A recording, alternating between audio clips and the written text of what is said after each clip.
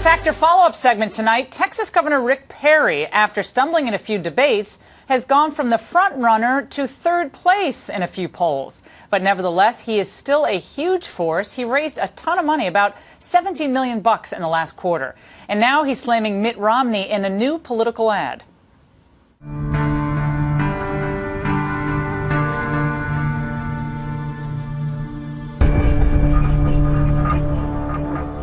Now, I'm a conservative businessman.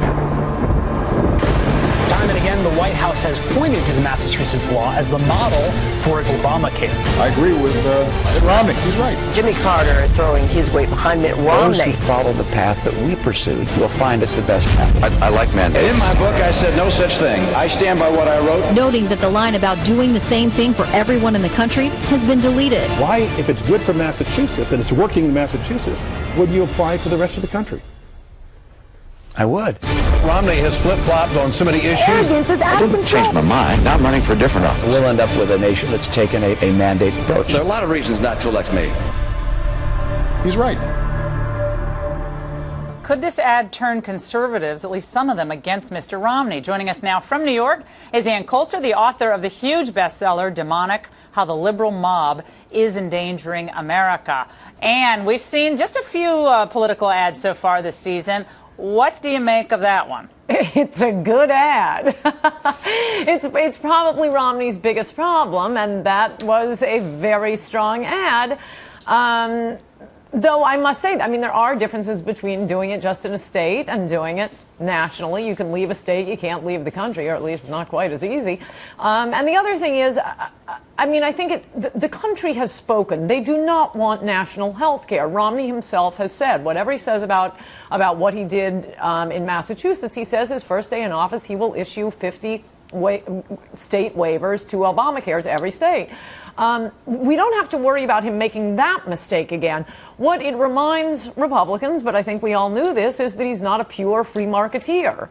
Heritage Foundation, by the way, signed off on Romney Care, and also in a small defense of Romney Care, though it is not a free market solution, a governor is limited in the solutions he can come up with because of federal laws requiring that hospitals treat anyone who comes to their door, including strings of illegal immigrants with sniffles or who think they're getting a cold. That was the problem Romney was dealing with as a governor. The problem generally with Obamacare and Romney Care is that they are responding to problems that were created by government intervention in the first place. Yet, at least in the case of Romney Care, he was responding to government problems created by the federal government and not the state government. So it is more defensible. And doesn't though that issue, when it comes up, it brings up this question of philosophy, right? That who's the real conservative in this race? And look, obviously Mitt Romney's someone who knows business and he knows how to handle a crisis, which I think he's marketing really well.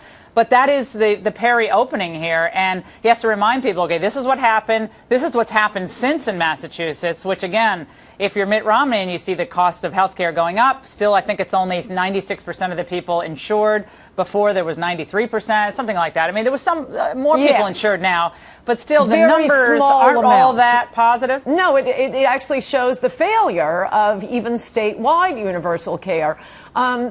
But still, I think we have to run a governor. So we're basically down to Romney or Perry. And Perry has a much, much bigger problem, as Romney Care indicates, especially that sort of thing just done statewide. And even Obamacare, you can repeal a bad policy. You give 30 million illegal aliens amnesty, you can't repeal that.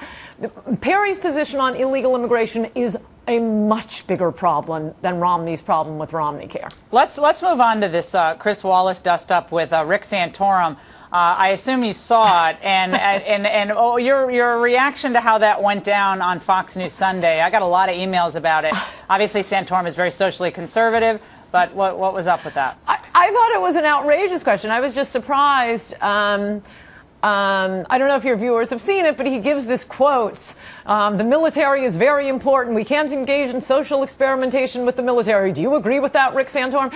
And I was sitting back thinking, that's going to be a quote from Hitler. It's always unfair to do that. No, it was some general who said it about blacks in the military. Well, first of all, I thought Ron Williams should have punched Chris Wallace for saying that when he came on in the second half of the program. I'm sick of people comparing gays to blacks. No, it's very different. What Santorum said is true. It's sexualization of the military. It's not someone being black. Tell me how being black is like being gay. You can see someone is black. You can't see that someone is gay, and the precise policy we're arguing about is whether they can go around announcing they're gay. I mean, it's not just being gay. Obviously, a guy can be listening to Lady Gaga while downloading files he's about to give to Wikipedia in the greatest betrayal of his country anyone has ever committed in the military, and he was gay pretending to listen to Lady Gaga. That's not enough under the old policy. And before we let you go, on the Mormonism question, we only have about 45 seconds here, but give us your take on how that went down over the weekend. The media exploiting it clearly. How does it play out?